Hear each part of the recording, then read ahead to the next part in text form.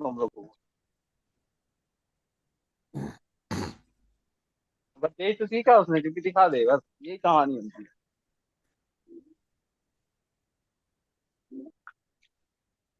भैया, तो बोलो यार।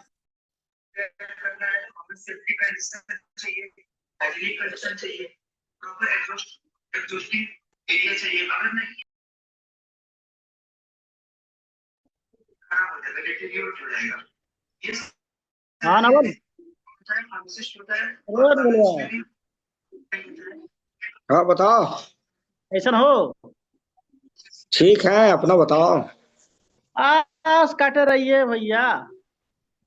चल रही है तुम्हारी, कटका रही है। अरे दौड़ रही है भैया, तुम्हारी गाड़ी। चौवन खा रहे हो तुम। हम थोड़ा चौवन ले रहे हैं भाई। आ जाओ यहाँ, तुम भी चौवन लो।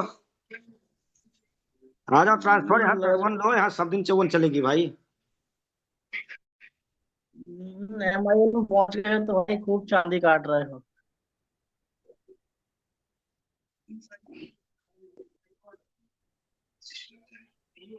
यहाँ चौवन सब दिन मिलती रहेगी भाई, आ जाओ। अरे तुम तो और गोल मटोल हो गए भाई वहां जाके। हाँ? यार चौवन की मलाई खा के बहुत गोल मटोल हो गए, क्या बात है। तो आ तो जाओ तुम भी, तुमको मना थोड़े कर रहे हैं चौवन नहीं खाने को। अरे गजब भैया गजब। आज क्लास होबे करी कि नहीं भाई? हाँ? आज क्लास होगी कि नहीं? आज क्लास है कि?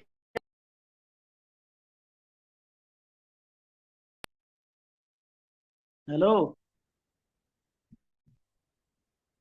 आज क्लास नहीं है क्या? अबे ये तो हटा। म्यूट तो कर। हेलो। हेलो। हाँ। आवाज गुड आ रही है? इवनिंग। भारती। हाँ भैया। आ रही ना आवाज? आ रही हाँ है। भैया, आ हाँ रही है। हाँ, ठीक ठीक। हम बोले लास्ट जो टेस्ट लिया था उसमें किसी को कुछ डाउट तो नहीं है किसी प्रश्न में? नहीं होता, आगे बढ़ते हैं। भैया एक बात पूछना था। भैया एक हाँ बात पूछना था। हाँ एक सवाल। जैसे कोई व्यक्ति है जिसको जो सरकारी सेवक है, और उसको मान लीजिए कोर्ट से सजा पड़ जाती है, और सजा वाला। आवाज क्लियर नहीं आ पा रही तुम्हारी, क्या बोल रहे हो?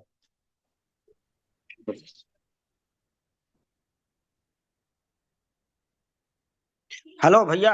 हाँ हाँ, बोलिए ना बोलिए। बोल रहे हैं ना भैया कि जितना भी कौन फैक्ट्री में क्या सामान बन रहा है ना, थोड़ा मतलब लिस्ट होगा तो भेज दीजिएगा ना। हाँ, वो चालीसों पढ़ाएंगे ना। फैक्ट्री में। वो जो है उसका टॉपिक हैगा। हाँ, अच्छा ऑर्गेनाइजेशन अच्छा। अवेयरनेस में अर्थ वाइल वेब क्या था, उसके बाद क्या था, और कौन सी फैक्ट्री का डायरेक्टर कौन है, क्या उत्पाद बनाती है। पूरा एक कोर्स ही है हमारा। तो निश्चिंत अच्छा अच्छा। रहिए, वो ऐसा कोई क्वेश्चन नहीं होगा जो तुम्हारा छूटेगा। हर फील्ड को टच करेंगे, उसका स्लाइड है पूरा। तो हम उसका पूरा हेलो ठीक। पढ़ाएंगे। है ना, तो उसका होगा। ये सारे एक्ट हो भैया। जाएंगे तो उसके बाद वो हो जाएगा, आप निश्चिंत रहो उससे। ठीक। ठीक है भैया। हेलो। हाँ बोलिए। आवाज आ रही है भैया? हाँ हाँ, आ रही, बोलो। मुझे एक क्वेश्चन पूछना था। हाँ जैसे कोई सरकारी कर्मचारी है, हाँ अगर वो पुलिस उसको अरेस्ट कर लेती है, हाँ और मान लीजिए वो 1 महीने जेल में रहा, और उसको ऊपर उसको सजा हो गई, हाँ और फिर वो 1 आध महीने बाद बेल पे बाहर बाहर आ गया, हाँ।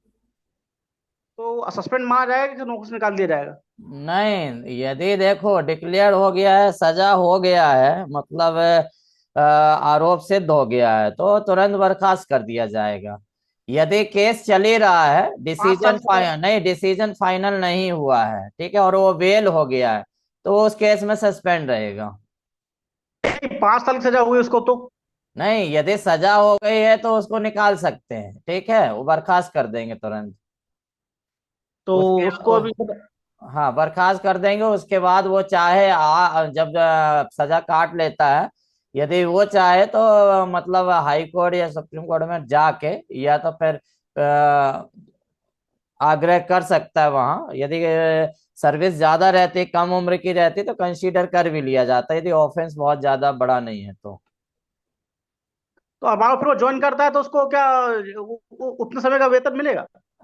नहीं नहीं नहीं, ज्वाइन करता तो वेतन नहीं मिलता है, क्योंकि सजा हो गई, आपने बोला 5 साल की सजा हो गई, उसके बाद आ गया है तो नहीं मिलेगा। तो नौकरी रख लेंगे 5 साल बाद उसको? नहीं नहीं, रखना डिपेंड करता हैगा कि भाई वो रिक्वेस्ट कैसे करता है। ठीक है, बहुत सारी कंडीशन है उसमें, ऐसा रखने का कहीं प्रावधान नहीं है। यदि क्रिमिनल केस है और अरेस्ट होता है और सजा पड़ जाती है तो उस केस में रखते नहीं होंगे। ठीक है, मगर ये बताए ना, महिला। देखिए इसमें प्रिंसिपल ऑफ नेचुरल जस्टिस हमने एक बताया था कि जो डिसिप्लिनरी में प्रिंसिपल ऑफ नेचुरल, यदि आपके मतलब परिवार में बच्चियां ये है, उनका पालन पोषण भरण पोषण करना है, ये सारी चीज है, तो बहुत सारी क्राइटेरिया रहता है। आप अपील करते हो तो वो रख भी सकते हैं। चलिए, ठीक है, ओके। ओके। हमने बोला था कि टेस्ट से संबंधित कोई कुछ पूछना तो नहीं चाहता ना, आगे बढ़ते हैं अपन। वैसे भी वो सेल्फ एक्सप्लेनरी है, जितना हमने पढ़ाया है वही टेस्ट में दिया था। ठीक है, कोई विशेष अलग से था नहीं, और टेस्ट का परफॉर्मेंस सही था। और सेकंड टेस्ट, थर्ड टेस्ट हमने और दिया है एक आपको, उसको प्रैक्टिस सेट के रूप में आप लगा लीजिएगा। ठीक है, चलिए अपन आगे बढ़ते हैं। लास्ट टेस्ट के यदि झलक देखना है तो पिछले टेस्ट में थोड़ा हल्का ओवरव्यू देख सकते हैं। भैया हाँ, वो ओवरव्यू, हाँ। कह रहे थे जो तीसरा टेस्ट लिए थे ना उसमें एक दहेज का था, उसमें थ्री हाँ, थ्री में कुछ नियम दिया था उसका। थ्री में कोई नियम है क्या इसका दहेज का? वो तो तीसरे 13 का, ही है ना भैया? थ्री का जनरल है ना, थ्री का, थ्री थ्री जो है जनरल रूल में आता है। क्वेश्चन नंबर, अच्छा। अच्छा, जो कल दिए थे, हाँ हाँ, जो कल दिए थे भैया। तो उसका क्वेश्चन आपको मालूम नहीं होगा, हम बता देते हैं। ठीक है, उसका हम देखें हाँ। तो लास्ट वाले जो टेस्ट दिया था उसका रिव्यू के हिसाब से हमारे पास क्वेश्चन नंबर 12, 18, 15, 17, 25, 31, 32 और 35 सबसे कठिन सवाल लगे, जिसमें से 10 लोगों ने गलत किया था, 14 में से 4 लोग ने मतलब सही सही किया है। 10 रिस्पॉन्स मिला, 4 रिस्पॉन्स नो, मतलब ये कठिन क्वेश्चन थे जिनका मैक्सिमम लोगों ने मतलब अटेम्प्ट नहीं किया, गलत किया था। और क्वेश्चन में जस्ट यहाँ पे यदि देख लें कि पहला क्वेश्चन में मैक्सिमम लोगों ने सही किया था, दूसरा क्वेश्चन मैक्सिमम लोग सही किए हैं, थर्ड क्वेश्चन, तो ये रिव्यू है ये हमारे, यदि फर्स्ट क्वेश्चन का हम रिव्यू लेते हैं तो उस हिसाब से बनता है, परंतु ये ऑलरेडी लगभग दोबारा लोगों ने दे दिया है, तो इसमें कोई विशेष है नहीं। कोई क्वेश्चन अभी आपने मार्क किया नहीं है, इसलिए अपन इसको हम नहीं ले रहे हैं अभी। ठीक है, क्वेश्चन नंबर था वो टेस्ट थर्ड से कृपा शंकर पूछ रहे हैं, यदि कोई क्वेश्चन इसमें है। थर्ड में कौन सा क्वेश्चन है? डोरिस था, ये 3I ऑप्शन था, उसमें कुछ अच्छा, थ्री, नंबर तो याद नहीं। थ्री आई वाला था ऑप्शन। हाँ। ठीक है, ये वाला होगा। कौन सा सीसीएस आचरण जो है सरकारी कर्मचारियों को दहेज स्वीकार करने से रोकता है, यही वाला था। हाँ इसका। Three C. ठीक है, यही तो वाला था। इसका डाउरी जो है 13 में आता हैगा ना, 13। मेरा एम आता है। हाँ, तो ये इसमें क्या, जब ये नहीं हुआ तो 4 तो रूल है नहीं है, 6 भी नहीं है, आपका 10 भी नहीं हैगा, ये सस्पेंड है। तो जो भी नियम का उल्लंघन होता है ना, वो 3(1)(3) का है, कि किसी भी सरकारी चार कर्मचारी को जो करना था उसके विरुद्ध वो कर रहा है। ठीक है, जो उपेक्षा अच्छा। रहती है सरकारी कर्मचारी से वो काम करना, तो वो नहीं कर रहा है, तो 3 जो चार्जशीट मिलती है, हमेशा बताए थे ना हमने कि 3(1)(3)(1) का 1, 2 और 3 के हिसाब से हमेशा चार्जशीट मिलती, जब भी आप उल्लंघन करते हो तो वही है, तो उसी के हिसाब से ये सही है ऑप्शन। ओके भैया, ठीक है। ठीक है। Thank you, thank you. चलो इसको अपन स्टॉप करते हैं और अपने सिलेबस में आ जाते हैं जो अपन पढ़ रहे थे।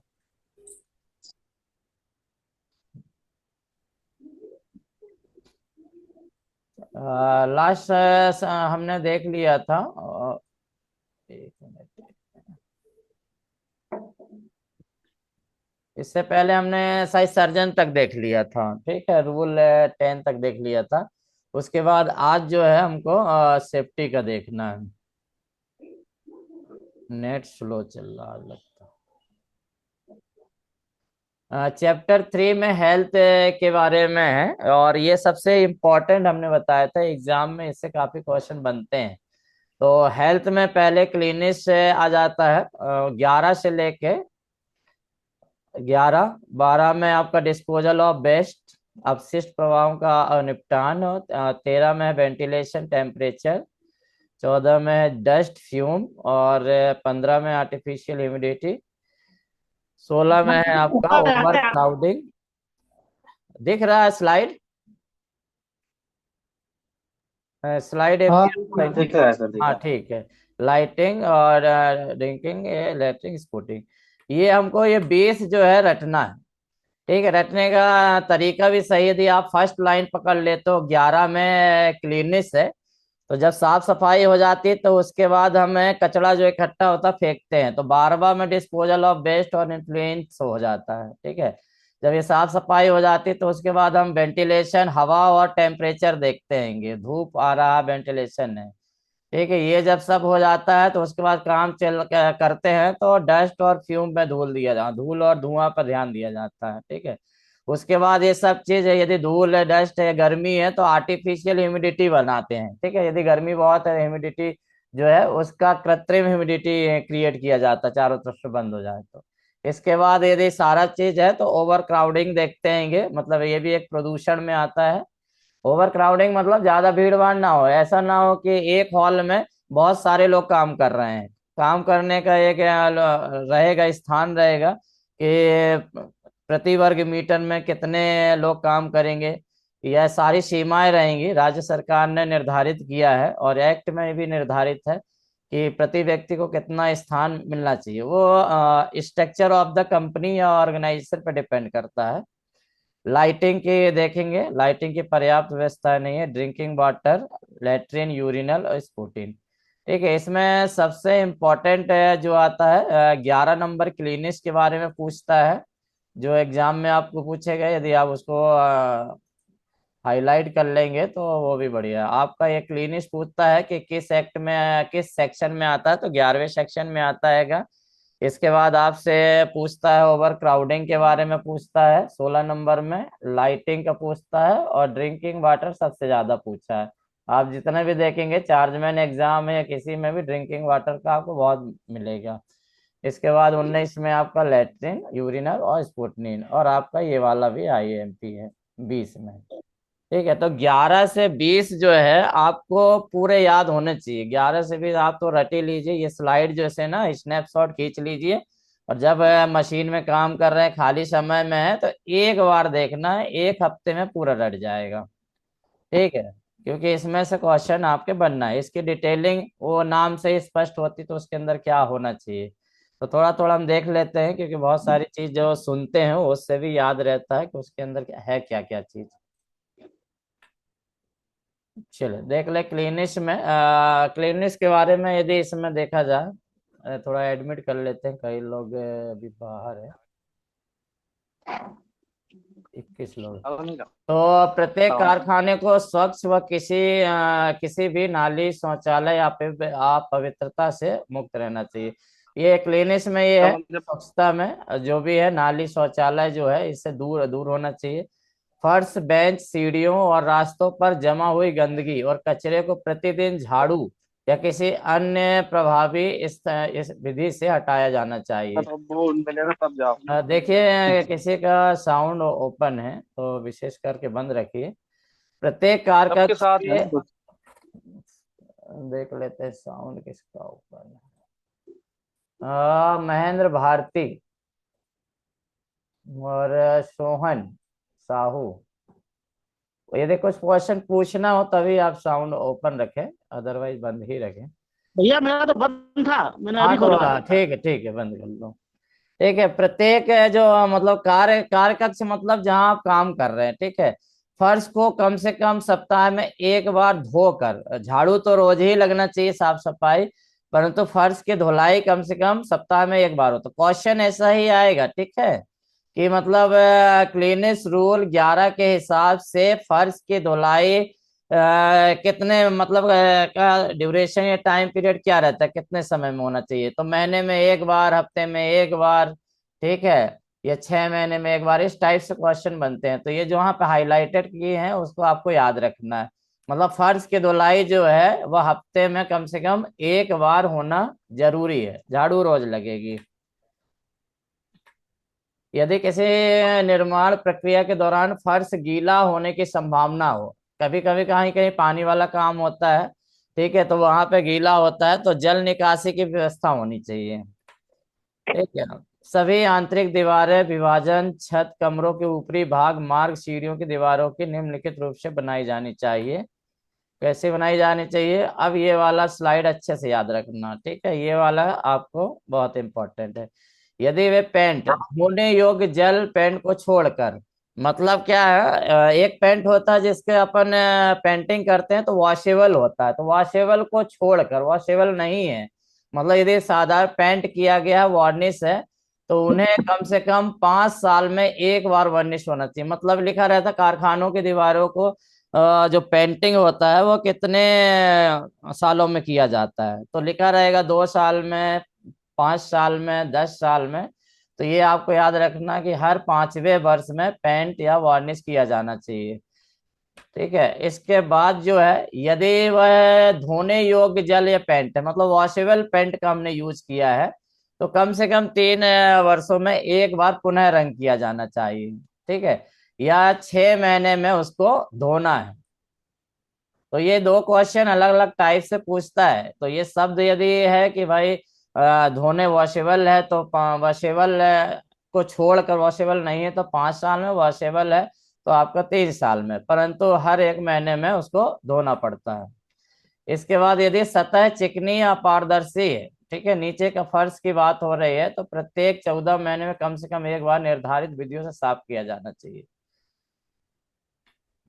कभी कभी पेंटिंग वाली होती है ना, तो जिसमें जैसे आपने कुछ फैक्ट्रियों में देखा होगा, जैसे अपने यहाँ धनुष में है तो पेंटिंग वाली है, तो उसके क्या ऑयल ऑयल लग जाता है, तो 14 महीने में कम से कम अच्छी तरह से सफाई होना चाहिए। अन्य मामलों में उन्हें सफेदी या रंग रोगन जो होता है, यह प्रक्रिया 14 महीने में कम से कम एक बार होनी चाहिए। साधारण मामलों में यदि कहीं दीवार है, ये है, तो वहाँ 14 महीने में कम से कम एक बार करें। सभी दरवाजे, खिड़कियों के फ्रेम, अन्य लकड़ी, धातु के ढांचे के पेंट वर्निश किया जाना चाहिए, और यह प्रक्रिया हर 5 वर्षों में एक बार होती है। मतलब क्वेश्चन बनता है, दरवाजे मतलब कारखाने के दरवाजे, खिड़की, फ्रेम, लकड़ी, धातु के पेंट वर्निश जो किया जाता है उसका समय, तो हर 5वें वर्ष में।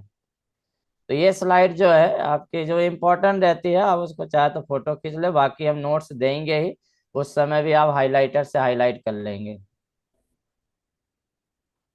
इसके बाद नेक्स्ट सेक्शन आ जाता है 12, डिस्पोजल ऑफ वेस्ट और इन्फ्लुएंस अपशिष्ट और अपद्रव्यों का निपटान। जो भी खराब चीजें निकलती हैं कुल मिलाकर उसको पहचानना है और अलग रखना है और उसका निपटान करना है।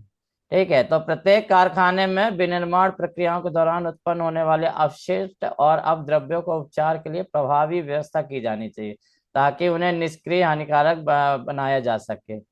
का उचित निपटान किया जाना चाहिए और पर्यावरण प्रदूषित और संबंधित खतरों को रोका जा सके। देखिए, कुल मिला के जो भी अवशिष्ट पदार्थ लगा है उसको आप अलग अलग करना है, जो हानिकारक है उनको दूर रखना है, ताकि इसका स्वास्थ्य पर या पर्यावरण पर प्रभाव ना पड़े। ठीक है, अप्रत्यक्ष प्रभाव जो है वो नहीं पड़ना चाहिए। वेंटिलेशन भी आपको मालूम है कि वेंटिलेशन और टेम्परेचर मेंटेन करना हैगा। प्रत्येक कारखाने में प्रभावी उपयुक्त व्यवस्था की जानी चाहिए। कार्य कक्षों में उचित कार्य की स्थिति बनी रहे, इसके लिए आपको ताजा हवा के प्रवाह हेतु पर्याप्त वायु संचार या वेंटिलेटर होना चाहिए। तो वेंटिलेटर आपका रहेगा, और तापमान जो है बनाए रखा जाएगा ऐसा कि श्रमिक जो है आरामदायक कार्य स्थिति में मिल सके, मतलब आराम से काम कर सके, ऐसा ज्यादा टेम्परेचर भी नहीं होना चाहिए कार्यस्थल में, ठीक है, सामान्य रहना चाहिए, नहीं तो उसके स्वास्थ्य पर प्रतिकूल प्रभाव पड़ेगा। तो ये कूलर पंखे की व्यवस्था की बात कर रहा है कि व्यवस्था होना चाहिए। दीवारें और छत ऐसी सामग्री से बनी हो, इस प्रकार डिजाइन की गई हो कि कार कक्ष का तापमान अनावश्यक रूप से ना बढ़े। तो ये भी सारी चीजें ध्यान में रखी जाती है जब उद्योग बनाए जाते हैं, तो ये ध्यान देना है। ठीक है, यदि किसी निर्माण प्रक्रिया के कारण अत्यधिक, देखिए किसी का साउंड ओपन है, ठीक है, उच्च तापमान उत्पन्न होता है तो श्रमिकों को सुरक्षित रखने के लिए उचित उपाय किए जाने चाहिए। उच्च तापमान उत्पन्न करने वाली प्रक्रियाओं के कारकक्ष से अलग करना चाहिए। कभी कभी होता है कि आपका जैसे वहीं पे भट्टी लगी हुई है, ठीक है, कास्टिंग का काम हो रहा है, या गर्म स्थान है, तो उसको क्या सेपरेट रखा जाता है अन्य कक्षों से, ठीक है, ताकि वहां का तापमान दूसरे रूम में ना पहुंच सके, मतलब उसको गर्म भागों को इंसुलेट करना, उनको अलग कर देना। तो वेंटिलेशन मतलब आपका हवादार होना चाहिए, और टेम्परेचर जो होना चाहिए कार्यस्थल का सामान्य होना चाहिए, न ज्यादा अधिक न कम। राज्य सरकार किसी भी कारखाने या कारखानों के वर्ग या उनके भागों के लिए वायु संचार या उचित तापमान के मानक निर्धारित कर सकती है, ठीक है, यह निर्देश दे सकती है कि निर्धारित स्थानों में उचित मापक यंत्र लगाए जाए, निर्धारित रिकॉर्ड बनाए जाए। तो समय समय पर जब इंस्पेक्शन होता है, फैक्ट्री इंस्पेक्टर विजिट लेते हैं, तो वो देखते हैं, ठीक है, कुछ उपकरण लाते हैं और देखते हैं कि तापमान कितना है, वायु का प्रेशर वहाँ कितना है, ये सारा चीज जो है समय समय पर राज्य सरकार जो है चेक करती रहती है। यदि मुख्य निरीक्षक को लगता है कि किसी कारखाने में अत्यधिक उच्च तापमान उचित उपायों से कम किया जा सकता है, तो वह कारखाना मालिक को एक लिखित आदेश जारी करता है। इस आदेश में उन उपायों का विवरण होता है जिन्हें अपनाना आवश्यक होता है, ठीक है, और इन उपायों को लागू करने के लिए एक निश्चित समय सीमा दी जाती है। मतलब क्या है, ये सारी व्यवस्था तो रहनी चाहिए, यदि नहीं है तो जो हमने बोला निरीक्षक मतलब इंस्पेक्टर, जो इंस्पेक्टर आता है वो देखता है, यदि नहीं है तो वो उपाय बताएगा और एक नोटिस देता है। इसके बाद 14 में धूल और धुआं। तो धूल और धुएं की व्यवस्था भी निकासी का करना पड़ता है कारखाना मालिक को। प्रत्येक कारखाने में जहां विनिर्माण प्रक्रिया के धूल धुआं अशुद्धियां उत्पन्न हो रही हैं जो श्रमिकों के लिए हानिकारक असुविधाजनक हो सकती है, वहां प्रभावी उपाय किए जाने चाहिए ताकि वे कार्य कक्ष में जमा ना हो सके, ठीक है, और उन्हें सांस के माध्यम से ग्रहण ना किया जा सके। तो इसके लिए क्या आप करेंगे, एडजॉस्ट की व्यवस्था होना चाहिए, उसे धूल और धुएं शुद्धियों को उत्पन्न स्थल से निकट हो सके, मतलब दूर हो सके, और उस स्थान को यथासंभव ढका जाना चाहिए ताकि अशुद्धियां नियंत्रित रहे। मतलब कुल मिला के आपका यहाँ पर यह है कि डस्ट और फेमिंग से सुरक्षित करना है। किसी भी कारखाने में कोई भी स्थिर आंतरिक दहन इंजन, ठीक है, जो इंजन होते हैं जहां जिसमें से धुआं हुआ निकलते हैं, तो कोशिश किया जाता है कि उसे जो है कार्यस्थल पर नहीं संचालित किया जाता है, और यदि किया भी जाना है तो उसको अलग रखना है। किसी भी कमरे में कोई आंतरिक दहन इंजन नहीं चलाया जाएगा जब तक कि वह धुएं का हानिकारक संचय को रोकने के लिए प्रभावी पाने। यदि उसमें पूरी व्यवस्था है धुआं निकलने की तो वो कर सकते हैं। जनरली क्या चिमनी बनाए जाते हैं जहां पर ऐसे बड़े बड़े इंजन लगे रहते हैं जो डीजल से चलते हैं या धुआं उसमें काफी होता है, तो चिमनी लगाते हैं। तो पृथक्करण जो डस्ट और धूल का वो जरूरी है, यदि रहेगा तो अनुमति नहीं रहेगी। आर्टिफिशियल कृत्रिम आर्द्रीकरण, ठीक है, जिन कारखानों में वायु की आर्द्रता कृत्रिम रूप से बढ़ाई जाती है, तो कहीं कहीं क्या होता है नमी की मात्रा कम होती है, मतलब हीट वर्क बहुत ज्यादा होता है, तो वहां पर क्या आर्द्रता बनाए रखने के लिए कृत्रिम रूप से मशीनों की व्यवस्था की जाती है, पानी की पाइपलाइन इस टाइप से लगाई जाती है चारों तरफ से ताकि नमी बनी रहे। तो जब नमी बनी रहेगी तो जो पानी आ रहा है आर्टिफिशियल आप बना रहे हो, तो पानी का भी शुद्ध होना जरूरी होता है। बहुत सारी चीज इसमें देखते हैं कि पानी कहाँ से आ रहा है क्या है, और उसको मेजरमेंट करना सारा। तो आर्द्रीकरण के मानकों को निर्धारित करना है। राज्य सरकार ने नियम बनाई है कि कितने % या कितना मानक होगा आर्द्रीकरण का। वायु में कृत्रिम रूप से नमी बढ़ाने के लिए उपयोग किए जाने वाले विधियों का विनियमित करना है। निरीक्षण परीक्षणों को निर्देशित करना ताकि वायु की आर्द्रता सही ढंग से मापा और रिकॉर्ड किया जा सके। कार्यक्षमों में उचित वेंटिलेशन और शीतलक कूलिंग के लिए अपनाई जाने वाली विधियों का उपयोग करना। कुल मिला के यदि आप कृत्रिम का यूज कर रहा है तो उसको रिकॉर्ड, मेजरमेंट और उसको निगरानी रखने के लिए सारी व्यवस्था करना है आपको। यदि किसी कारखाने में वायु की आर्द्रता कृत्रिम रूप से बढ़ाई जाती है तो उसके लिए प्रयुक्त जल सार्वजनिक आपूर्ति किसी अन्य पेयजल स्रोत से लिया जाना चाहिए, फिर उपयोग से पहले प्रभावी रूप से शुद्ध किया जाना। तो यहाँ पर वही है कि यदि कृत्रिम रूप से जल का उपयोग कर रहा है तो सार्वजनिक आपूर्ति जो है, जिस जल से आप पी भी रहे हैं, ठीक है, तो मतलब वही मतलब जल अच्छा होना चाहिए। कुल मिला के ये अशुद्ध जल नहीं होना चाहिए, नहीं तो क्या शुद्ध जल में वो मिलता है, आर्द्रता बढ़ेगी। तो वही है कि जल जो होगा वह भी शुद्ध होगा।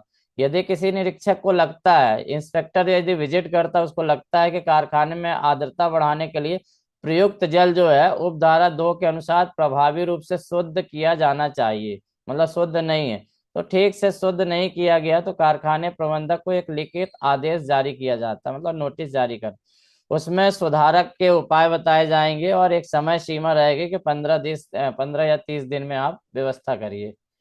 तो आर्द्रता में यही रखना है कि मतलब नमी बनाए रखने के लिए जल का जो उपयोग कर रहे हैं वो शुद्ध होना चाहिए, वो सेपरेट स्रोत से होना चाहिए, ठीक है। और यदि नहीं है तो राज्य सरकार द्वारा बनाए गए नियमों के हिसाब से उसे स्पष्टीकरण के लिए लेटर दिया जाता है, सुधार के लिए बोला जाता है। इसके बाद ओवर क्राउडिंग, अत्यधिक भीड़।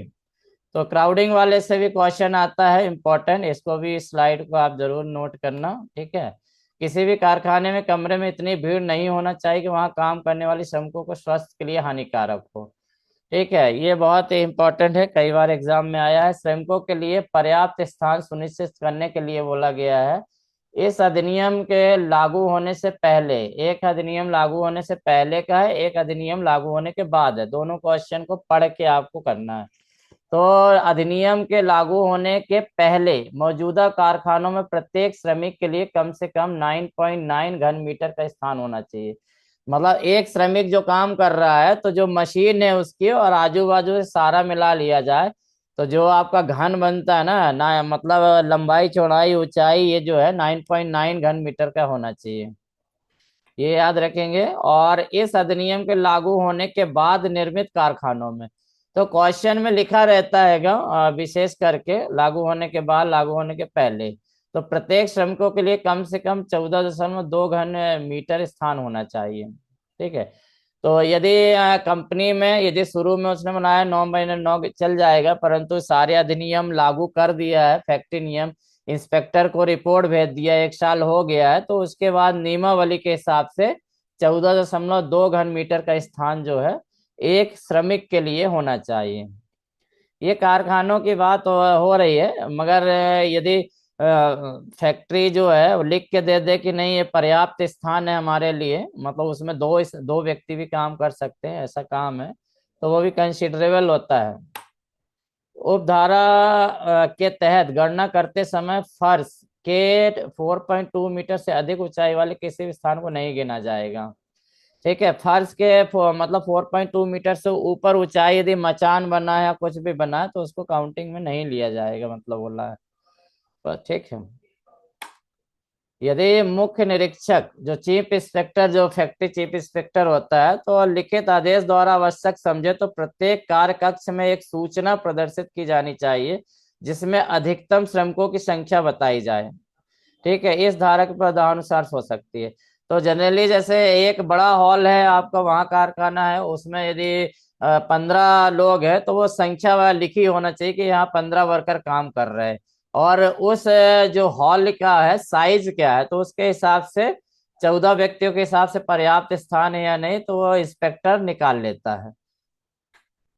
यदि मुख्य निरीक्षक यह मानता है कि किसी कार्य कक्ष में इस धारा के अनुपालन की आवश्यकता नहीं है तो इसमें श्रमिकों की स्वास्थ्य पर कोई प्रतिकूल प्रभाव नहीं पड़ेगा, तो वह लिखित आदेश के माध्यम से उचित शर्तों के साथ इस नियम को छूट प्रदान कर सकता है। तो हमने बताया ना कि जब फैक्ट्री अधिनियम तो बहुत सारे फैक्ट्रियों में लगता है, परंतु जहां पर जैसे मशीन का काम नहीं हो रहा है, ठीक है, और एक ही हॉल में 20 लोग भी आ सकते हैं, 1 मीटर की दूरी पर भी काम कर सकते हैं, और जिससे श्रमिकों के स्वास्थ्य पर कोई प्रतिकूल प्रभाव ना पड़े, सेफ्टी का कोई मेजर ना हो, उस स्थिति में क्या है, निरीक्षक आपको अनुमति दे देता है। परंतु स्टैंडर्ड जो है हमको ये फॉलो करना पड़ता है, ये जो स्टैंडर्ड है हमको फॉलो करना पड़ता है।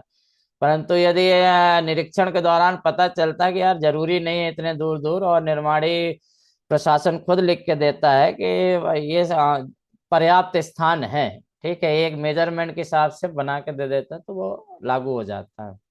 तो ये स्लाइड आप स्नैपशॉट जरूर खींच लें, बहुत इंपॉर्टेंट है, जिसमें से 9.9, 14.2 और 14.2 ये वाले आपको याद करना है, 4.2 का। इसके बाद धारा 17 जो बोलती है कि लाइट की व्यवस्था होना चाहिए, तो ये तो कॉमन सेंस है कि प्रत्येक कारखाने के उन सभी भागों में जहां श्रमिक कार्य कर रहा, आवागमन हो रहा है, पर्याप्त और उपयुक्त प्रकाश की व्यवस्था होनी चाहिए। यह प्रकाश प्राकृतिक कृत्रिम दोनों का संयोजन हो सकता है, ठीक है। जैसे दोपहर में काम कर रहे हैं तो खिड़कियां उड़कियां या ऊपर के जो वेंटिलेशन होते हैं वो होते हैं, तो दोनों का संयोजन होता है। लाइट तो होना ही चाहिए और कृत्रिम प्राकृतिक लाइट की व्यवस्था होनी चाहिए। प्रत्येक कारखानों में कारकक्षों को रोशन करने के लिए उपयोग किए जाने वाले सभी शीशे वाली खिड़कियां, ठीक है, और छत के रोशनदानों को अंदर और बाहर साफ रखा जाना चाहिए। तो जनरली देखते हैं तो हाइट में क्या होते हैं, कांच की खिड़कियां और बनाते हैं, और छत में रोशनदार बनाते हैं। तो उसको भी नियमानुसार क्या है, साफ करना भी जरूरी होता है। ये नहीं कि कांच का बना दिया तो रोशनी ही नहीं आ रही है, एक समय डस्ट लग जाती है, डस्ट के बाद रोशनी आना बंद हो जाती है। तो वहीं पर है कि ये नियम धारा है, उसके अंतर्गत जो है पालन करना पड़ता है, साफ सफाई भी उसकी देखना पड़ता है। प्रत्येक कारखाने में जहां तक संभव हो निम्नलिखित बातों को रोकने के प्रभावी प्रभाव किए जाना चाहिए, जैसे कि अत्यधिक चमक या ग्लेयर को रोकना। तो ऐसा चमकदार शीशा या कांच नहीं लगा देना है कि उसके क्या है, रोशनी पड़ने से चकाचौंध उत्पन्न हो जाए, जिसके कारण एक्सीडेंट हो सकता है। तो ये सब देखते हैंगे, तो क्रिस्टल वाले कांचों का उपयोग किया जाना चाहिए। सीधे प्रकाश जो है वो नहीं आना चाहिए चमकदार सतह से परिवर्तित होकर। और छाया शेडोज इस हद तक ना बने कि इसमें श्रमिकों की आंखों पर जोर पड़े और किसी का मतलब क्या है, कहीं कहीं ऐसे होता है ना, किसी का प्रकाश रोशनी ही रुक रही तो छाया नहीं होना चाहिए। तो ये कुछ प्रकाश संबंधित है। इसके बाद पानी, ड्रिंकिंग वाटर की सुविधा 18 धारा के अंतर्गत है। तो प्रत्येक कारखाने में श्रमिकों के लिए उपयुक्त स्थानों पर पर्याप्त मात्रा में स्वच्छ व सुरक्षित पीने का पानी होना चाहिए, और रख रखाव की व्यवस्था होनी चाहिए। तो ये तो रहेगा ही। इसमें आपको ऐसे सभी स्थानों को स्पष्ट रूप से पीने का पानी सबसे है, मतलब क्या है, पीने का पानी शब्द जो है वहां लिखना कंपलसरी है, कि जहां भी पीने का पानी होगा वहां लिखा होना चाहिए हिंदी या रीजनल भाषा में, जो वहां के भाषा ज्यादा से ज्यादा लोग समझ सके उस भाषा में। पीने का पानी, कोई भी पेयजल बिंदु 6 मीटर के दायरे में किसी भी धोने के जगह, मतलब ये वाली शब्द भी याद रखना कि पेयजल से 6 मीटर की दूरी पर, ठीक है, मूत्रालय, शौचालय, पीकदान, गंदे, खुली नाली, अन्य रक्षों नहीं होने चाहिए। ये सब 6 मीटर की दूरी पर होंगे। यदि 6 मीटर के अंदर दायरे पर है तो वह मतलब नियम का उल्लंघन है। यदि किसी विशेष परिस्थितियों में कम दूरी की अनुमति आवश्यक हो तो निरीक्षण से ले सकता है। कहीं कहीं होते हैं कि ज्वाइंट होते हैं ये सब, मतलब अंदर टॉयलेट है और बाहर शायद पीने का पानी है। तो यदि निरीक्षण जो होता है, इंस्पेक्टर वो निरीक्षण करता है और उसको लगता है कि यह अनुमति दे सकते हैं लिखित, तो स्वीकृति भी कर सकता है। अदरवाइज 6 मीटर के दूरी पर ही होगा, जो भी पेयजल होगा उसके 6 मीटर दूरी पर ही आपका जो होगा टॉयलेट या वॉशरूम, ये सारे पीकदान, गंदी नाली वाली, ये सब दूरी होनी चाहिए। ऐसे कारखाने जहां सामान्यतः 250 से अधिक श्रमिक काम करते हैं, ये नियम भी अच्छे से याद रखना, जिसमें कूलर की व्यवस्था रहती है। ऐसे कारखाने जहां 250 से अधिक श्रमिक काम करते हैं, गर्मी के मौसम में ठंडे जल की व्यवस्था होगी, ठीक है। तो मतलब जो कूलर लगे होते हैं, वाटर या फ्रीजर लगे होते हैं, वो इसी नियम के तहत लगे हैं। यदि 250 लोग हैं तो आपको ठंडे पानी की जो व्यवस्था करनी ही पड़ती है, ये नियम के अधीन है। तो उचित तरीके से वितरित किया जाना चाहिए। तो जहां जहां भी श्रमिक हैं उस हिसाब से है। तो ये लगभग अब हर जगह, पहले नहीं होता रहा, नियमों का अभाव था। उसके बाद जैसे जैसे नियम सख्त हो गए और राज्य सरकार भी इसमें सख्ती करने लगी, और विजिट जो इंस्पेक्टर के होते हैं उससे भी फायदा होता है। ये सब चीज देखते हैं, और प्रशासन को अवगत कराने के लिए यूनियन है, यूनियन फेडरेशन जो है उच्च स्तर पर करती है। तो ये नियमों को पालन होने लगा है। 250 में कूलर की व्यवस्था राज्य सरकार किसी भी या फिर सभी कारखानों में नियम बना सकती है, ताकि उपधारा 1, 2, 3 के प्रावधानों का पालन सुनिश्चित किया जा सके। मतलब जो सुरक्षा, सेफ्टी, स्वास्थ्य ये सब बोलते हैं ना, तो उसी के हिसाब से राज्य सरकार जो है नियम बनाती है। भले केंद्र सरकार की फैक्ट्री हो, परंतु पूरा फैक्ट्री एक्ट को लागू करवाना और उसकी कमियों को उजागर करने का काम जो होता है, राज्य सरकार द्वारा नियुक्त इंस्पेक्टर जो होते हैं वो करते हैं। धारा 19 में ही है कि शौचालय मूत्रालय की जो व्यवस्था करते हैं, प्रत्येक कारखानों में निम्नलिखित व्यवस्थाएं होनी चाहिए। पहला तो ये है कि पर्याप्त शौचालय होना चाहिए, ठीक है। जो मूत्रालय उपलब्ध कराए जाएं जो श्रमिकों के लिए हमेशा सुगम और सुलभ हों। पुरुष और महिला श्रमिकों के लिए अलग अलग बंद आवासीय शौचालय उपलब्ध कराए जाएंगे। सभी शौचालय और मूत्रालय में पर्याप्त रोशनी, वेंटिलेशन होना चाहिए, जब तक कि मुख्य निरीक्षक द्वारा लिखित रूप से विशेष छूट ना दी जाए। कोई भी शौचालय मूत्रालय सीधे कार्य कक्ष से जुड़ा नहीं होना चाहिए। तो ये भी विशेष है, याद रखना, ठीक है, कार्य कक्ष से जुड़ा ना हो। और उनके बीच एक खुली जगह, हवादार मार्ग होना चाहिए। तो जो बरंडा बोलते हैं उस टाइप से एक बनाया जाता हैगा। तो उसी डिजाइन के आधार पर ही बनते हैं। आप यदि देखेंगे तो जो भी टॉयलेट टॉयलेट का डिजाइन होता है तो इन्हें नियमों के अधीन ही करते हैं। सभी शौचालय मूत्रालय को हमेशा साफ और स्वच्छ बनाए रखें, ठीक है। तो ये तो समझ में आता है, इससे कोई विशेष क्वेश्चन नहीं, मगर ये आ जाता है कि किस सेक्शन के अंतर्गत ये सुविधाएं दी जाती हैं। ऐसे कारखानों जहां 250 से अधिक श्रमिक काम करते हैं, सभी शौचालय मूत्रालय को निर्माण निर्धारित स्वच्छ मानकों के अनुसार किया जाना चाहिए। तो यदि 250 या 250 से ज्यादा है तो बहुत सारी चीजें ध्यान रखना है। स्टैंडर्ड मानक जो है, जैसे टाइल्स वाइल्स की व्यवस्था रहती है कि शौचालय मूत्रालयों की फर्श, दीवारों कम से कम 90 सेंटीमीटर ऊंचाई तक चमकदार टाइल्स से ढकी होना चाहिए, ठीक है। और बनाई जानी चाहिए। उनकी सतह चिकनी, चमकदार और जल रोधी होना चाहिए। तो ये नियम भी देखते हैं कि ये फॉलो किया जाने लगा है। जहां भी 250 कर्मचारी होंगी तो वहां जो भी शौचालय मूत्रालय फर्श इत्यादि जो होंगे वो टाइल्स कंपलसरी कर दिया है। 90 सेंटीमीटर की ऊंचाई तक चारों ओर जो है टाइल्स होना चाहिए। सतह जो है चिकनी, चमकदार और जल रोधी होना चाहिए। उपधारा जो है एक खंड घा और के प्रावधानों के अलावा इन शौचालय मूत्रालयों के फर्श, दीवारों और स्वच्छता ब्लॉकों को प्रत्येक 7 दिनों में कम से कम एक बार उचित डिटर्जेंट, ठीक है, कीटाणुनाशक से अच्छी तरह साफ होना है। तो ये भी नियम है। 250 है तो 7 दिन में कम से कम, बाकी आप चाहें तो रोज कराएं, कोई दिक्कत नहीं है, ठीक है। आजकल तो अलग अलग निर्माणियों में, अलग अलग कारखानों में डेली किया जाता है। तो ये मैं है कि 7 दिन से ज्यादा तो लगना ही नहीं चाहिए। एक बार डिटर्जेंट या कीटनाशक से अच्छी तरह सफाई होना चाहिए। राज्य सरकार यह निर्धारित कर सकती है किसी कारखाने में पुरुष और महिला श्रमिकों की संख्या के अनुपात में कितने शौचालय मूत्रालय उपलब्ध होंगे। तो ये भी है कि उस कारखाने में कितने लोग काम कर रहे हैं, पुरुष कितने हैं, महिला कितने हैं, उसके हिसाब से टॉयलेट की संख्या डिसाइड करते हैं, ठीक है। तो राज्य सरकार जब विजिट करती है तो देख लेती है संख्या के हिसाब से, या निर्माणिया स्वयं जो है उस रेशियो में ही बनाती हैं। इसके बाद है स्पुटिन्स, थूकदान, ठीक है। तो इसकी व्यवस्था भी धारा 20 के हिसाब से करनी पड़ती है।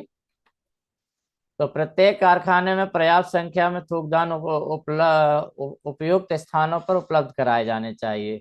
उन्हें स्वच्छ व स्वस्थ कार्य की स्थिति में बनाए रखना चाहिए, ठीक है। तो पहले जो है पान खाने वाले, गुटखा खाने वाले जैसे होते हैं तो वो सब थूकने के लिए व्यवस्था रहती है पूरी।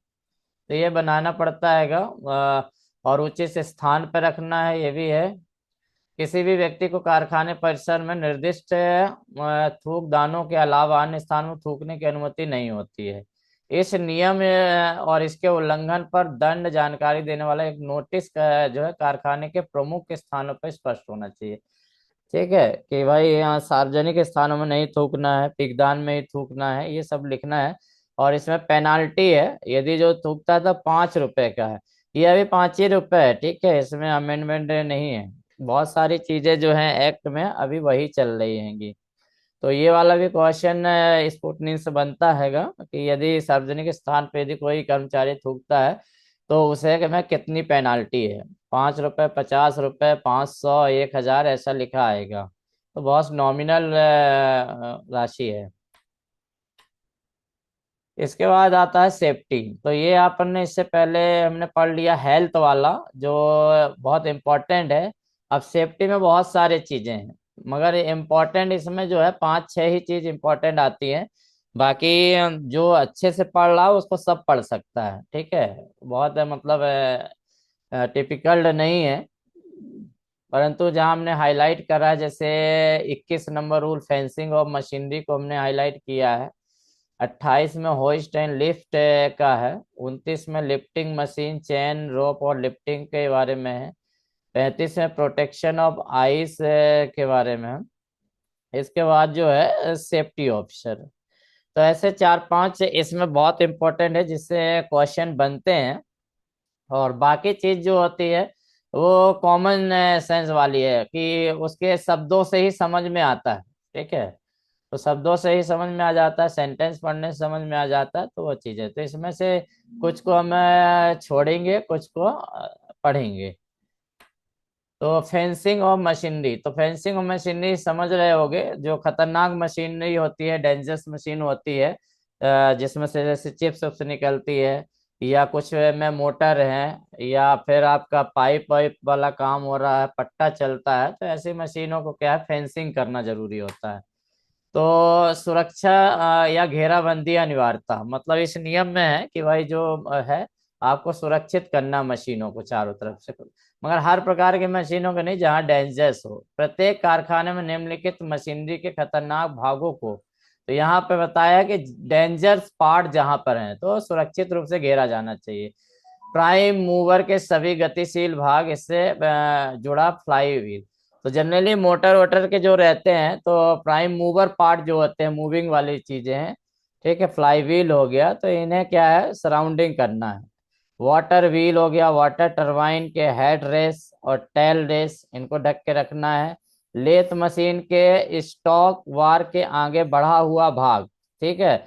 जो लेथ मशीन के देखते हैं स्टॉक बार के साइड जब बढ़ा हुआ भाग होता है तो उससे कोई टकरा सकता है, तो उसको भी मतलब फेंसिंग करके रखना है। अन्य मशीनरी के खतरनाक भाग, यदि वे श्रमिकों के लिए असुरक्षित है। घेराबंदी के नियम होते हैं, मशीनरी के खतरनाक भागों को मजबूत सुरक्षा घेरे को सुरक्षित किया जाना चाहिए। यह घेराबंदी मशीनरी के संचालन के दौरान बनी रहनी चाहिए जब तक मशीन चल रही है, परंतु यदि मशीन कोई बनाने आया है तो उस समय आप घेराबंदी हटा भी सकते हैं। जांच और मरम्मत के लिए अपवाद है, ठीक है। यदि एमएम वाले काम कर रहे हैं या कोई बाहर से आया तो उस समय से घेराबंदी यदि नहीं भी हो रही है तो उसको हटाया जा सकता है। तो कुछ विशेष परिस्थितियों जैसे कि निरीक्षण है या लुब्रिकेशन का काम हो रहा है या फिर अन्य समायोजन काम चल रहा है, जब मशीन चालू हो तो घेराबंदी की अनिवार्यता में छूट दी जा सकती है। मतलब कोई यदि एमएम वाला काम कर रहा है तो उस समय थोड़ा छूट है कि भाई वो स्किल्ड है, उस काम के लिए स्किल्ड है कि उनको मालूम है। Work on near machinery motion, ऐसी मशीनरी जहां मोशन वाला काम है तो वहां पर क्या काम होगा, तो चलती मशीनरी वाले पर कार्य। यदि किसी मशीनरी के निरीक्षण या समायोजन की आवश्यकता है तो मशीन चालू हो तो केवल विशेष रूप से प्रशिक्षित व्यस्त पुरुष श्रमिक ही कार्य कर सकते हैं, ठीक है। तो मतलब क्या वो वही चीज है कि यदि मशीन चालू हालत में ये है तो जो प्रशिक्षित है उसी को काम करना है, ठीक है। रनिंग मशीन जिसे बोलते हैं, जो रनिंग में ही रहती है मैक्सिमम टाइम। श्रमिकों को तंग फिटिंग वाले कपड़े पहनने चाहिए, जनरली ढीले ढाले नहीं पहनना चाहिए। तो आपको मालूम ही है, सेफ्टी वाले रूल में पढ़ाते हैं अपन पूरा। पट्टे बेल्ट को संभालने के नियम होता है, पट्टा 25 सेंटीमीटर से अधिक चौड़ा नहीं होना चाहिए। तो जनरली क्या होते हैं, अभी तो पट्टे वाले काम का ही होता है, कई कारखानों में होते हैं, मिल उल में आज भी पट्टे से चलते हैं। और पुराने समय में जो लेथ मशीन थी, बहुत सारी मिलिंग मशीन थी, जहाँ मोटर होती है, एक ही मोटर में पट्टे लगा के कई मशीनें चलाते थे। ठीक है, 10-10 लेथ मशीन जो होती है वो एक ही मोटर से चलती थी। उस समय पट्टे बहुत यूज होते रहे। तो आजकल पट्टों का यूज कारखानों के उत्पादन के हिसाब से हो गया। हर इंडिविजुअल मशीन में आज पट्टे का यूज नहीं होता, डायरेक्ट मशीन और ट्रांसफर पावर ट्रांसमिशन वाली जो होती है शाफ्ट का उपयोग किए ला जाने लगा। नहीं तो पहले क्या होता रहा, पट्टे का उपयोग करते हैं। तो इसके लिए है आपका ये वाला शब्द याद रखना, पट्टा 25 सेंटीमीटर से अधिक चौड़ा नहीं होना चाहिए। ये क्वेश्चन आता है, मोशन मशीनरी में यूज होने वाले पट्टे की चौड़ाई अधिकतम कितनी होती है? ठीक है, तो 15 सेंटीमीटर इसका रखा गया। पट्टा केवल ड्राइविंग के लिए होना चाहिए, बैलेंस व्हील के लिए नहीं होना चाहिए। तो जो घुमाता हैगा, ठीक है, ड्राइविंग वाली मोटर उसमें रहता हैगा। पट्टे और पुल्ली को उचित रख रखाव होना चाहिए, ये देखते रहना चाहिए उसमें लॉकिंग सिस्टम है या नहीं है, कील जो लगी रहती है, ये सारा चीज। सुरक्षित पकड़ और खड़े होने की सुविधा होना चाहिए। यदि सीढ़ी का उपयोग हो तो अच्छी तरह से बंधी और पकड़ी होनी चाहिए। ये सब मतलब मोटर के आजू बाजू पट्टे संबंधित है। संरक्षण उपाय, घूमने वाले शाफ्ट, स्पिंडल, व्हील, गियर आदि को सुरक्षा घेरे में ढका होना चाहिए ताकि श्रमिक को चोट न लग सके। ठीक है, महिला और श्रमिक को प्रतिबंधित है, याद रखिए। महिलाएं और किशोरों को किसी भी प्रकार की सफाई, स्नेहक, समायोजन, एडजस्टमेंट कार्य करने से अनुमति नहीं है। ठीक है, मतलब क्या है, एक्ट जो सेक्शन 22 है वो बताता है कि महिलाएं पुरुष जो है, जहां पर मोशन वर्क हो रहा हैगा, मोटर ओपन हैगी, खुली है, पट्टे वाला काम हैगा, ठीक है, ऐसी चीजों में जो होता है महिला बच्चों को काम करने से रोका जाता है। 13 नंबर सेक्शन है, employment of young person in dangerous machine, खतरनाक मशीनों पर युवाओं को रोकना है। ठीक है, तो जनरली 15 से 18 साल के जो बच्चे रहते हैं तो उनको क्या, कारखानों में जो मशीन है, डेंजरस मशीन, उस पर काम करने नहीं दिया जाता है। किसी भी युवा को कारखाना खतरनाक मशीनों पर तब तक कार्य करने की अनुमति नहीं दी जाएगी जब तक कि उसे मशीन से संबंधित खतरे उपायों को जानकारी ना दी गई हो। ठीक है, यदि आपने अच्छे से ट्रेंड कर दिया गया है, बता दिया गया है, तभी काम ले सकते हैं। उसने मशीन पर कार्य करने में पर्याप्त प्रशिक्षण प्राप्त ना कर लिया हो, वह किसी अनुभवी व्यक्ति को उचित निगरानी में ना हो। ठीक है, तो युवाओं के लिए 3 है, यदि ये तीनों ट्रेनिंग दे देते हो, प्रशिक्षण दे देते हो, एक अनुभवी व्यक्ति उसके साथ रख देते हो और खतरे और सुरक्षा के उपाय बता देते हो, तभी युवा उस पर काम ले सकते हो। अदरवाइज जो है डेंजरस मशीन में प्रतिबंधित है। राज्य सरकार द्वारा निर्धारित मशीनों कुछ लिस्टिंग की गई है। राज्य सरकार यदि डेंजरस मशीन की लिस्ट देखेंगे तो वो हैगी। राज्य सरकार उन मशीनों की सूची बना सकती है जो अत्यधिक खतरनाक हैं और जिन पर युवाओं को कार्य करने की अनुमति केवल उपरोक्त शर्तों को पूरा करने पर दी जा सकती है, जो ये शर्त है। 24 में स्ट्राइकिंग गियर और device for cutting of power, power cut off करने वाले उपकरण, स्ट्राइकिंग गियर। ठीक है, तो इसमें हैगा ड्राइविंग बेल्ट नियंत्रण। हर कारखाने में उपयुक्त रहे स्ट्राइकिंग गियर और अन्य यांत्रिक उपकरण होने चाहिए। ठीक है, ये उपकरण बेल्ट को फास्ट और लूज पुल्ली सुरक्षित रखने हटाने लागने के लिए होता है। तो जनरली क्या होते हैं कि ऐसे मशीनें होती हैं जहां पर पट्टे वट्टे का काम या गियर बदलने का काम होता है बहुत सारे, तो वहां क्या है, उसको चेंजिंग करने वाले उपकरण होने चाहिए, पट्टे को चढ़ाने निकालने के लिए उपकरण होने चाहिए। ठीक है, कभी कभी क्या होता है, पट्टा चढ़ाते समय मोटर अचानक चालू हो जाती है, तो उसे पावर कट करने के लिए भी वहां व्यवस्था होना चाहिए कि तुरंत पावर कट किया जा सके। तो ये इसके अंदर स्ट्राइकिंग गियर डिवाइस और यही चीजें आती हैं। ठीक है, ड्राइविंग बेल्ट का प्रबंधन, उपयोग में ना होने वाले बेल्ट को चलते हुए सॉफ्टिंग पर नहीं रखना चाहिए। ठीक है, यदि उपयोग नहीं हो रहा तो बेल्ट को आपने उतार दिया है तो शाफ्ट के ऊपर ना रखें। आपात स्थितियों में पावर कट, तो ये व्यवस्था जो इसमें रहती है कि हर कार्य कक्ष में चल रही मशीनरी से पावर काटने के लिए उपयुक्त उपकरण लगे होने चाहिए। मतलब जैसे मेंसिस वेंसिस का बात करते हैं तो जनरली हर मशीन के पास ये व्यवस्था होना चाहिए कि ऑटो कट या पावर कट हो जाए। पुराने कारखानों में यह नियम केवल उन कार्यों कक्ष में लागू होता था जहां बिजली का उपयोग पावर स्रोत के रूप में किया जाता था। तो ये इसमें आपका 27वां रूल है कि महिलाओं और बच्चों को कपास खोलने की मशीन पर कार्य करने पर प्रतिबंध है। इसका भी क्वेश्चन आया हुआ है, जब हम क्वेश्चन पेपर में सॉल्व कराएंगे तो उसमें आपको ये मिलेगा कि कपास खोलने वाली मशीनें होती जहाँ कपास बनता है या कपास के काम होते हैं, तो वहाँ महिलाओं और बच्चों को प्रतिबंधित किया जाता है। कुछ शर्त के हिसाब से होगा, या किसी विशेष, जैसे फीडर होता है और एक आउट होता है। तो ये पिक्चर्स में जैसे दिखा रहा है कि कपास में क्या होता है कि कपास के जो रेशे होते हैं वो फेफड़े में चले जाए तो बहुत नुकसान करता है, ये निकलते नहीं है, जमा हो जाते हैं। तो इसलिए इसमें प्रॉपर मास्क का उपयोग की जाता है। और एक साइड फीडर होता है जहां से ये कपास को डाला जाता है, और एक साइड से उत्पाद बनते हैं। तो जो आउटर साइड है तो वहाँ महिलाएं और बच्चों को कभी नहीं रखा जाता। फीडर में आप रख भी सकते होगे कंडीशनल भाग में। तो महिलाएं और बच्चों को किसी ऐसे कारखाने के भाग में काम करने की अनुमति नहीं है जहां कपास दबाने के लिए कपास खोलने की मशीनों में कार्यरत होता है। ठीक है, जो कपास है, कपास का मतलब रुई का काम जहां पर हो रहा है कुल मिला के, तो वहां पर महिलाओं को रोका जाता है। तो यदि कपास खोलने की मशीन का फीड एंड, आपूर्ति सिरा, और डिलीवरी एंड, निकासी सिरा एक छत तक या निरीक्षक द्वारा निर्दिष्ट ऊंचाई तक विभाजन पार्टीशन से अलग किया गया, तो महिलाएं और बच्चों को केवल फीड एंड पर है। मतलब इसका जो कपास वाली आप मशीनें देखोगे, आपने इंटरनेट में भी सर्च करोगे, तो एक चैनिंग सिस्टम रहती है, लंबी लंबी रहती है। तो एक साइड फीडर रहता है और दूसरे साइड ये रहता है। कभी कभी दो रूम में डिवाइड होते हैं, तो एक रूम में फीडर वाला काम होता है और दूसरे साइड जो हो तो उत्पाद बनते हैं और रेशे उसके पूरे निकलते रहते हैं। तो फीडर वाले भाग में जो है, आपूर्ति सिरा वाले में महिलाएं और बच्चों को आप रख सकते हैं, ये अनुमति मिल सकती है। परंतु जो है जहां से फाइनल प्रोडक्ट निकलता है सेकेंड एंड में अनुमति नहीं होती है।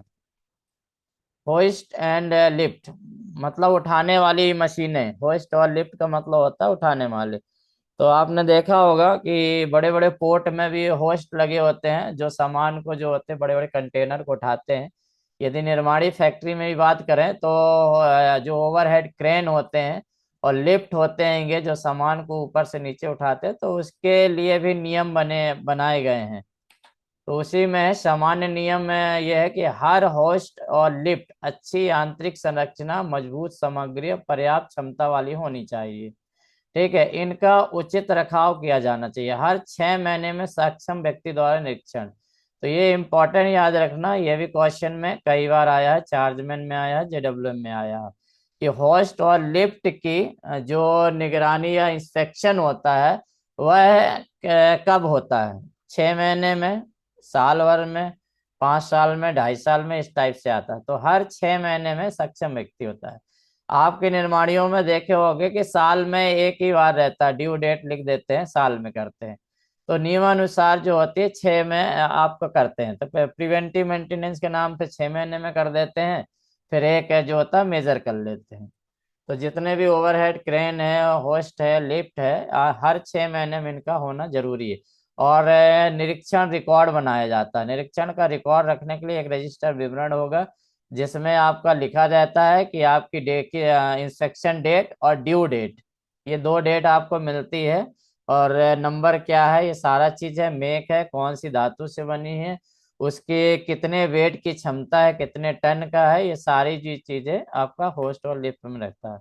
तो सुरक्षा के उपाय हैं, प्रत्येक होस्ट और लिफ्टों को उचित घेरे और गेट को सुरक्षित किया जाए। लिफ्ट और होस्ट इस प्रकार बनी कोई व्यक्ति वस्तु फंसे ना सके उसमें। ठीक है, अधिकतम सुरक्षित भार स्पष्ट रूप से अंकित हो, उससे अधिक भार ना उठाया जाए।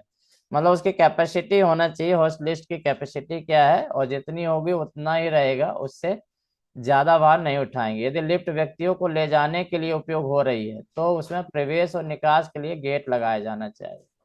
ठीक है, तो ये मतलब होस्ट और लिफ्ट सभी प्रकार का आ जाता है। आप ये मत समझिए कि हमारे मतलब ओवरहेड क्रेन से लिफ्टिंग कर रहे हैं, या आपका चलित है, या फिर आप जो देखते होंगे बड़े बड़े बंदरगाहों में जो होस्ट लगे होते हैं, या मकान का जो कंस्ट्रक्शन होता है वहाँ होस्ट होते हैं ये। या लिफ्ट का उपयोग करते हैं सामान को ऊपर ले जाने नीचे ले जाने के, जनरली के मिल में होते हैं होस्टिंग। तो वो सारे सुरक्षा के उपाय हैं और इन सब के लिए 6 माह में इंस्पेक्शन कंपलसरी है। विशेष प्रावधान है, अधिनियम लागू होने के पहले स्थापित लिफ्टों का उपयोग जरूरी रखने की अनुमति दी जा सकती थी, बशर्ते कि मुख्य निरीक्षक सुरक्षा सुनिश्चित करने की आवश्यक शर्त रखे। देखिए किसी का साउंड ऑन है। चैन सिंह।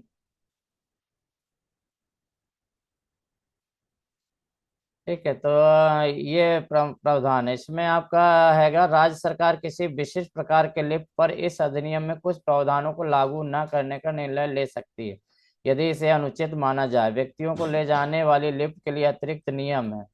ठीक है, यदि लिफ्ट रस्सी या चैन पर आधारित है तो कम से कम 2 रस्सियां या चैन हो जो पूरी संरचना का भार उठा सके। मतलब क्या है, रस्सी या चैन जो होगी उसमें 2 होती हैं, एक टूट जाए तो एक रहे, मतलब सेम काम के लिए। रस्सियां, चैन या उनके जोड़ों को टूटने पर लिफ्ट को रोकने के लिए प्रभावी उपकरण है।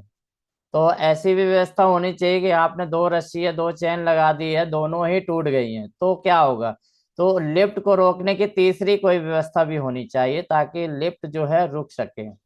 लिफ्ट को ओवर रन होने से रोकने के लिए स्वचालित उपकरण की व्यवस्था और मेंटेन किया जाना चाहिए। तो जहाँ लिफ्ट होता है राज्य सरकार ने कुछ व्यवस्था बनाई है, उस नियमों का पालन किया जाता है। तो जब लिफ्ट होता है तो उसका सर्टिफिकेट जारी होते हैं कि ये प्रावधान है या नहीं है। तो ये भी याद रखेंगे आप लोग लिफ्ट से संबंधित। लिफ्टिंग मशीन, चैन, रोप, टेकल्स, उठाने वाली मशीनें, चैन, रस्सी, ये सब के लिए है 29वें धारा में। सामान्य नियम है, सभी लिफ्टिंग मशीनें, चैन, रस्सी उपकरण अच्छी गुणवत्ता, मजबूत सामग्री, पर्याप्त शक्ति के होने चाहिए। तो भाई ये जो मशीनें हैं होस्ट या लिफ्टिंग, उसमें जनरली क्या आप चैन का यूज करते हैं, रस्सी का यूज करते हैं। ठीक है, तो उन सभी में जो भी सामग्री यूज कर रहे हैं वो अच्छी गुणवत्ता के होना चाहिए और मजबूत होने चाहिए। उन्हें उचित रूप से बनाए रखने के लिए हर 12 महीने में निरीक्षण होना चाहिए। तो यहाँ पर ध्यान रखने वाली बात है, वहां पर अपन ने देखा था होस्ट, मशीन और लिफ्ट जो है 6 महीने में। ठीक है, यहाँ पर हम क्या किसकी बात कर रहे हैं, लिफ्टिंग मशीनें, जो चैन, रस्सी, उपकरण, जो भी उसको में उपकरण लगाए जाते हैं, लिफ्टिंग मशीन, चैन है, तो उसके 12 महीने में कम से कम एक बार जांच होना चाहिए। प्रत्येक जांच विवरण एक पंजी रजिस्टर में अंकित होगा। भार व क्षमता की पहचान होगी, हर मशीन में भार कितना है, मतलब कितने टन तक का भार उठा सकता है, ये है, उसमें सारा होना चाहिए। और उसमें जो रस्सी, चैन है उसकी भी गुणवत्ता और भार अंकित होगा, उसमें कितने तक का वो वजन सह सकता है। ठीक है, भार क्षमता से अधिक भार नहीं किया जाना चाहिए और भार क्षमता को स्पष्ट रूप से चिन्हित किया जाएगा। उपयुक्त तालिका फैक्ट्री में प्रदर्शित की जाएगी। सुरक्षा उपाय, यदि कोई कर्मचारी यात्रा करने वाले क्रेन के पहिए के ट्रैक के पास कार्यरत है तो सुनिश्चित करने के लिए प्रभावी उपाय किए जाएंगे। तो कुछ रहता है जहाँ ट्रैक बनी रहती है, ट्रैक के माध्यम से भी क्रेनें जो है यहाँ वहाँ पास करती हैंगी। जो चलन वाले जो चलती है, मूविंग क्रेन की बात कर रहा है, तो उस समय भी विशेष ध्यान रहना है कि जिस पाथ में जहाँ से क्रेन जा रही है तो वहाँ की व्यवस्था रहना चाहिए। उस स्थान के 6 मीटर के भीतर ना आए, प्रभावी उपाय, क्रेन उस स्थान के 6 मीटर के भीतर ना आए। मतलब जहाँ भी आप काम कर रहे हैं ये है तो 6 मीटर की दूरी पर ही क्रेन की जो ट्रैक है वो बनाई जानी चाहिए। राज्य सरकार के नियम है, समय समय पर नियम बनाती है और यदि नियमों में छूट देनी है तो आवश्यक रूप से वो छूट भी दे सकती है। ठीक है, जहां पर उसको लगता है कि नहीं जरूरी नहीं है तो वो छूट दे सकती है। तो यहाँ पर 2 पॉइंट याद रखना है आपको, 6 महीने और 12 महीने वाला। अत्यधिक भार, थोड़ा गलत हो गया, अत्यधिक भार, किसी भी कारखाने में किसी भी व्यक्ति को इतना भारी भार उठाने या ले जाने या हिलाने के लिए उपयुक्त नहीं किया जाए उसे चोट लगे। तो यहाँ पर क्या होता है, सर्जन जो होते हैंगे और कुछ नियम निर्धारित हैं कि कोई व्यक्ति कितना भार उठा सकता है। हर व्यक्ति की क्षमता अलग अलग होती है, तो ये निश्चित नहीं होता कि पुरुष 50 किलो उठाएगा या 40 किलो उठाएगा, क्योंकि कमजोर हो सकता है, बूढ़ा हो सकता है, उम्र के हिसाब से अलग अलग संभावना होती है। तो राज्य सरकार को निर्धारित करती है कि किस व्यक्ति को, मतलब किस उम्र तक के लिए कितना भार जो है उठा सकते हैं। तो जनरली 50 kg तक मैक्सिमम भार है वो अलग अलग है, तो इसमें क्वेश्चन नहीं बनता कि इतना भार उठा सकते, परंतु ये निश्चित रहता हैगा कि वहाँ के कारखाना जो सेफ्टी रूल्स हैं, लोकल जो सेफ्टी रूल है, उसमें मेंशन होता है कि एक लेबर जो होता है वह 30 से 35 किलो को उठा सकता है, और उसमें भी उम्र और जो है स्वच्छता पर भी रहता है। तो इसलिए क्लियर मेंशन नहीं मिलेगा आपको कहीं पर भी कितना भार उठा सकता है। राज्य सरकार नियम बना सकती है जिसमें वयस्क पुरुष, वयस्क महिलाओं, किशोरों और बच्चों द्वारा उठाए और ले जाने वाले हिलाए अधिकतम भार सीमा तय है। ठीक है, तो ये जैसे हमने बताया नियम है, तो इंटरनली आपको मिल सकता है, यदि आप हर फैक्ट्री में देखोगे तो हर फैक्ट्री का अलग अलग नियम मिलेगा। ठीक है, राज्य सरकार की यदि लिस्ट में देखेंगे तो भार का आपको मिल जाएगा नेट में कि वयस्क वाला, पुरुष, महिला, किशोर का कितना कितना है। तो यदि हम देखेंगे इसमें मिलता है तो अपन नोट करेंगे।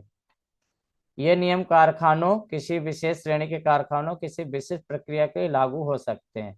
तो ये जैसे हमने बोला ना, जहाँ की हल्का काम हो रहा है, खतरनाक काम हो रहा है, तो वहाँ काम, जहाँ जैसे बारूद का डब्बा उठाना है तो उसके लिए 10 या 15 किलो ही है शायद। तो अलग अलग स्ट्रक्चर, कारखाने में जो पदार्थ अपशिष्ट बन रहे हैं उत्पाद, उस पर भी निर्भर करता है। एक्सेसिव डेट मतलब कुल मिला के भार के लिए भी नियम है, हर फैक्ट्री में भार के रूल्स हैंगे। प्रोटेक्शन ऑफ आई, ये तो मालूम है, 35वां रूल जो है आपको आई को, ये भी इम्पोर्टेंट है, याद रखना, इसमें ज्यादा याद नहीं रखना, केवल यही रखना है कि रूल नंबर 35 में प्रोटेक्शन ऑफ आई के बारे में होता है।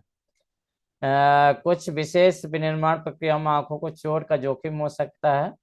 तो जनरली यह जोखिम दो प्रकार का होता है। पहले तो आपका प्रक्रिया के दौरान कणों और टुकड़ों को उड़ने से आंखों में चोट लगने का खतरा होता है। दूसरा, अत्यधिक प्रकाश के संपर्क में आने से आंखों को नुकसान। तो जनरली जैसे वेल्डिंग वेल्डिंग काम जो कर रहे हैं तो उनके लिए आपने देखा प्रकाश का खतरा रहता है, और बाकी जो मशीनों में काम कर रहे हैं या ग्राइंडिंग का काम कर रहे हैं उसमें क्या होता है कि कण और टुकड़ों के उड़ने से आंखों में चोट लगने का खतरा होता है। तो दो प्रकार के जनरली जोखिम आपको देखते हैं। तो इसके लिए क्या भैया, है। हेलो हाँ भैया, हाँ, नवल क्या बोल। एक्सेसिव वेट जो था वो कौन से रूल पे है भैया? एक्सेसिव रूल एक्सेसिव तो है आपका, एक्सेसिव ये जो वेट है, जो था ना। अच्छा, हाँ। ये 30वें वाले में होगा। ठीक है, अच्छा, 29 के ही थी हाँ, मतलब। वो क्या है, हमने बीच में छोड़ा हुआ है, बीच में हमने बताया ना कुछ हमने छोड़ा हुआ है, तो उसको नहीं करे। बाकी आप यदि जेडब्ल्यूएम को जो तैयारी कर रहे हैं वो लूप होल कहीं नहीं छोड़ेंगे, मतलब यदि समय मिलता है तो पूरा पढ़िए, बाकी जो हाईलाइटेड किए हैं उतने तो क्वेश्चन आते ही है। ठीक ठीक। ठीक है, तो इसके लिए क्या क्या है, आपको प्रभावी सुरक्षा स्क्रीन उपलब्ध कराई जाती है, जैसे जो वेल्डिंग वेल्डिंग का काम कर रहे हैं या लेजर वोजर का काम जहाँ हो रहा है तो वहाँ सुरक्षा स्क्रीन प्रोवाइड की जाती है। और सुरक्षात्मक जो चश्मे गूगल्स होते हैं वो सेफ्टी के अंतर्गत दिए जाते हैं, तो गूगल्स का उपयोग कर सकते हैं। नहीं मिलता है तो इस नियम के हवाला देके आप मांग सकते हो। प्रोटेक्शन ऑफ आईज जो है 35 के तहत ये आपको मिलता है। इसके बाद जो है आपका सेफ्टी में ही एक पॉइंट है जो है आपको याद रखना है, इस स्लाइड में से क्वेश्चन आता है आपका ये कि सेफ्टी जो है, जहाँ भी फैक्ट्री में 1000 या 1000 से ज्यादा कर्मचारी काम कर रहे हैं, ठीक है, जहाँ पर मैन्युफैक्चरिंग प्रोसेस से काम हो रहा है, ठीक है, तो वहां पर एक सेफ्टी ऑफिसर होगा। मैन्युफैक्चरिंग काम हो रहा है और 1000 या 1000 से ज्यादा वर्कर काम कर रहे हैं, तो वहां पर एक स्टेट गवर्नमेंट के द्वारा सेफ्टी ऑफिसर दिया जाएगा। तो ये क्या होते हैं, जनरली स्टेट गवर्नमेंट नियुक्त करती है, परंतु अभी आप देख रहे होंगे कि सेफ्टी स्टेट गवर्नमेंट से परमिशन लेके पावर डेलीगेट भी कर सकती है। तो जनरली क्या होता है, हमारे यहाँ लोकल सेफ्टी ऑफिसर बन सकते हैं, तो जनरल या तो फिर बाहर से नियुक्त करवा सकते हैं, यदि आप बाहर से चाहें तो स्टेट गवर्नमेंट जो है सेफ्टी ऑफिसर एक प्रोवाइड करा सकती है, अपॉइंट करती है कि ठीक है सेफ्टी, या है, या फिर आप चाहें तो उससे अनुमति लेके, जनरली क्या फैक्ट्री इंस्पेक्टर अनुमति दे देता है कि फैक्ट्री के किसी अधिकारी को सेफ्टी ऑफिसर बनाया जा सकता है। तो ये वाला भी उसी में है, सेफ्टी वाले एक पॉइंट में है। ये शायद 39 40 ए का है शायद, पॉइंट 40 ए। तो सेफ्टी ऑफिसर वाला ये याद रखेंगे, जो इम्पोर्टेंट है, जो कई बार आया है, आपको मालूम है कि सेफ्टी ऑफिसर कितने कर्मचारियों पर नियुक्त किया जाता है। एक सेफ्टी ऑफिसर जो होता है वह कितने कर्मचारियों पर नियुक्त होता है, तो 1000। तो संख्या वाले बहुत सारे सवाल हैं, उसको हमको याद करना पड़ता है। इसके बाद एडिशनल हेल्थ सेफ्टी। तो एडिशनल हेल्थ सेफ्टी में ये बताया गया है कि भाई जो भी आपके कारखाना है जहाँ पे हजार्डियस काम होते हैं, खतरनाक काम होते हैं, जहाँ एमिनेशन वाली फैक्ट्रियाँ हैं, या हजार्डियस मेंटेन कर रहे हैं, या मैन्युफैक्चरिंग काम हो रहा हैगा, ठीक है, जहाँ पर आपको लगता है कि वहाँ हेल्थ और सेफ्टी एस्पेक्ट हो सकते हैं, मतलब मेन मेजरमेंट हो सकते हैं, जहाँ पर आपके स्वास्थ्य या सुरक्षा को प्रभावित हो सकते हैं आप, तो वहां पर बोला गया है कि एक सेफ्टी कमेटी होगी, ठीक है। तो जहाँ पे तो जनरली क्या है, हर जगह मैक्सिमम जगह आपको सेफ्टी कमेटी मिलेगी, जो आइडेंटिफाई करेगी हजार्डियस स्थान कहाँ कहाँ है, कहीं या फिर ऐसे स्थान जहाँ पर रिस्क हो सकता है, जैसे लिफ्ट उफ्ट है, होस्ट है, तो मशीनें हैं जहाँ फेंसिंग नहीं है, तो सेफ्टी कमेटी में यही होगा कि सारी चीजें देखी जाएंगी, और इसमें हर अनुभाग सेक्शन, ठीक है, कि प्रतिनिधि सम्मिलित होंगे, ठीक है। जो जनरली क्या होता है, उनके प्रतिनिधि सम्मिलित होते हैं, और या तो फिर होता है आजकल वर्क्स कमेटी, यूनियन जो होती है उनके प्रतिनिधित्व। एक्चुअली यदि यूनियन का प्रतिनिधित्व है, इसका मतलब वर्कर ही शामिल है, ठीक है। तो सेफ्टी कमेटी को पहले बड़ी होती रही, शॉप लेवल में भी सेफ्टी कमेटी होती रही, फिर आपका डिपार्टमेंटल लेवल में होती रही। तो शॉप लेवल से जो क्यूरीज होती रही, जो आपके समस्याएं होती रही, वो सेफ्टी कमेटी तक होती रही, फिर सेफ्टी कमेटी का है। तो इसमें जो होता है जनरली, हाँ, वर्कर वर्कर और मैनेजमेंट इक्वल होते हैं, हमेशा याद रखिए। सेफ्टी कमेटी में है, यदि 5 वर्कर हैं तो 5 जो है मैनेजमेंट के आदमी होंगे, बराबर रूप में दोनों ही कर्मचारी और अधिकारी का पार्टिसिपेशन रहता है। ये आपका सेफ्टी हो गया। नेक्स्ट जो है आपका वेलफेयर। तो वेलफेयर जो है, वेलफेयर में बहुत सारी चीजें आएंगी। वेलफेयर का देखते हैं, आज समय है तो हम पढ़ लेते हैं, नहीं तो वेलफेयर का कल भी पढ़ सकते हैं। वेलफेयर वाला भी तो हम देखते हैं, कल देखते हैं ये।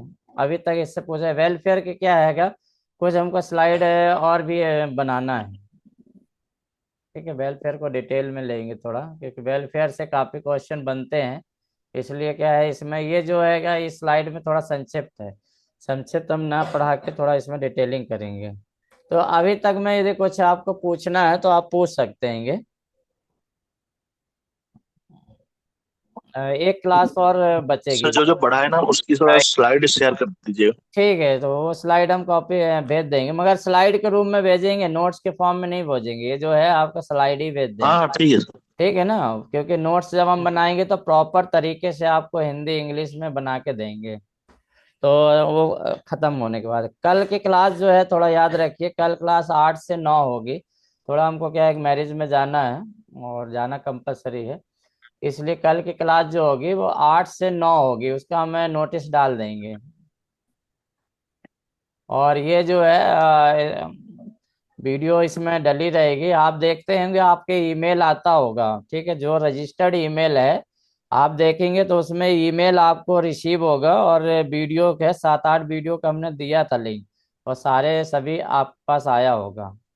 और जो टेस्ट सीरीज है, सर मेरे ईमेल आपने रजिस्टर करवाया है तो उसमें आप देखेंगे, तो आप में उसमें लिंक गया होगा, वो ऑटोमेटिक जाता है, जब भी हम वीडियो अपलोड करेंगे तो आपके जीमेल में चला जाएगा। परंतु यदि आपने सब्सक्राइब किया है, जैसे चैनल है, आप खोलोगे वीडियो और उसको आपने सब्सक्राइब किया है और बेल आइकन जो दबा दिया है, तो उससे क्या होगा, आपको मैसेज भी मिलेगा, जैसे इंटरनेट चालू करोगे तो मैसेज आ जाएगा कि भाई ये मतलब एक वीडियो अपलोड हुई है।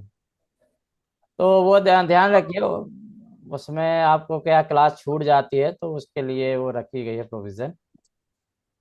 वो सर मैं डेपुटेशन पे था तो 6-7 क्लास छूट गई है। हाँ तो वो उसमें मिल जाएगा।